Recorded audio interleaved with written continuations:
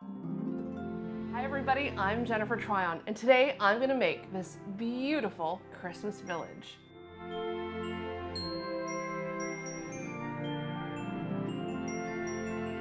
We're used to seeing Christmas villages made of porcelain or wood, even plastic, but this one will really speak to the sewer's soul.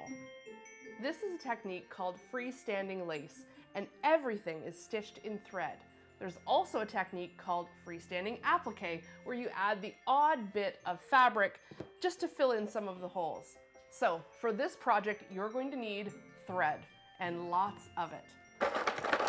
I went through tons of small spools of thread and then finally got smart and switched to the big cones. And I'm using embroidery thread, which is a 50 weight rayon. And I'm using this water-soluble stabilizer from Sulky, and you're gonna wanna get it by the bolt because you're going to use a lot of it. And of course, you're going to need an embroidery machine with a USB or Wi-Fi capabilities so that you can get your design downloaded and onto your machine. So I'm downloading this file from OESD.com, which is Oklahoma Embroidery and Design.com. They've got tons of embroidery designs that you can download. And I store all my designs right on their website. So under my designs, I've got the Christmas Village Complete Collection, the entire thing. I'm choosing a .jef file because this is a Janome machine, but you'll choose whichever embroidery file goes with your machine. And then just download it. And you're gonna save it onto a USB key and then put that key right into your sewing machine. I've just hooped up some water-soluble stabilizer onto my largest hoop, and you're gonna wanna make sure your embroidery design fits inside your hoop. And I'm gonna call up my design on my machine. Okay, so you wanna make sure you're in the embroidery function, and then you wanna open a file, and you wanna choose the USB. And then in the USB, in my embroidery folder, this is where I've got all kinds of different embroidery designs. So in the Christmas Village folder are all of these different stitch outs. Yes, these are all pieces of the village. And you have to assemble it afterwards. Here's a bit of the roof, there's a little side, there's the floor, and you're gonna stitch them out one at a time. Sometimes you can fit more than one in the hoop, but we need to stitch out number 9 of the theater. So you can see it's here. I can move it around. I may even have space for other designs, but for the most part, I can use my finger or the stylus, and it's gonna tell me it's gonna take 94 minutes to stitch this out. It's also gonna tell you when to change thread colors, but we're using all white, so I'm not gonna worry about that. So I'm just getting it nice and center, pressing OK, and now it's ready to stitch. And all I need to do is thread it and press start. So because I'm using these gigantic spools of embroidery thread, they don't fit into the machine's spool holder. And I don't have an external spool holder, at least not yet. That's gonna be on my Christmas list. So I brought over my serger, and I'm using the spool holder on the back of the serger. Kind of an expensive thread holder, but doing double duty, and it totally works. So I'm just threading it up like normal, and now it's just gonna stitch out the entire thing. So the machine finished stitching the first round of stitches, and now it's ready for me to lay down a little swatch of fabric. That's because this particular design is freestanding applique, which means the machine is going to applique on this little bit of fabric. So I'm just taking this white, laying it down right onto my water-soluble stabilizer, laying it flat. I'm not pinning it or anything, and then I'm just gonna press start again, and it's gonna stitch that fabric directly to the water-soluble stabilizer. And then I'm gonna trim that fabric off, and then it's gonna finish the edge. A few stitches in, I'm stopping and just snipping that tail, just so that I don't sew over top of any loose threads.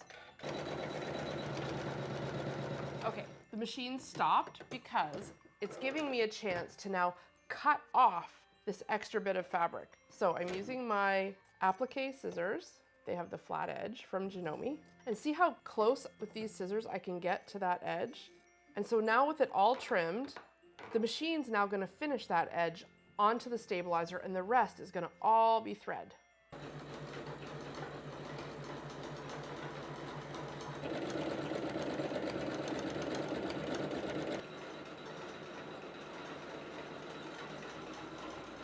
Okay, while that finishes out stitching, I'm gonna show you a bunch that I've already stitched out and how to get them off the water-soluble stabilizer so you can start building the house. So for this part, you need some clean water. Now you can just run it under the tap at your sink. I don't have a sink in here, so I'll just show you in a bowl. Now, you're going to want to remove as much of the water-soluble stabilizer as you can. Cut off all of the excess, just because you don't need all of that in your water.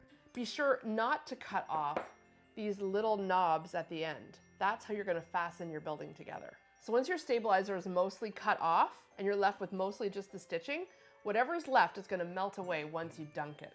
Just work it with your fingers a little bit, and then you'll see all of that stabilizer melting away. So it only takes a few seconds, and then all of the stabilizer is gone. And what you're left with is all of the stitching just out of the thread. Try to get it to lay as flat as possible, but once it's dry, you're going to want to touch it with the iron. You want it to be as stiff and straight as possible when you're constructing it. Okay, so I'm just going to do that to all the pieces. Now, a little tip. If you save this water, it's very starchy and kind of sticky. So you could put it in a spray bottle and use it when you're quilting to stiffen up your fabric instead of like a spray starch. Okay, once your pieces are dry, you really want them to be flat. So touch them with a hot iron, even steam them if you have to, so that they lay nice and crisp and flat. Because when you assemble them, you want them to be able to stand upright. So the instructions will give you some guidance on how to construct the building, but essentially you're going to be attaching the little knobs at the end to the hoops that the design has stitched in. I find it helpful to use my tweezers. So this is a task you may want to save up and bring to the couch while you're watching your favorite Christmas movie, or your favorite 3 Christmas movies. The tweezers just help pull that little button through and help save your nails. Only about 100 more to go. It is a labor of love. However, once you've got it all assembled, you will keep this for a lifetime. Stitching out a new building every year is going to be my new Christmas tradition.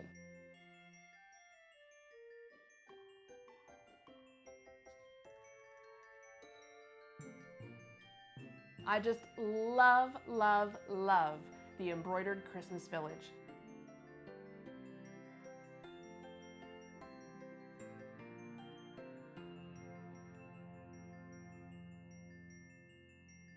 I hope this helps you have a more handmade holiday.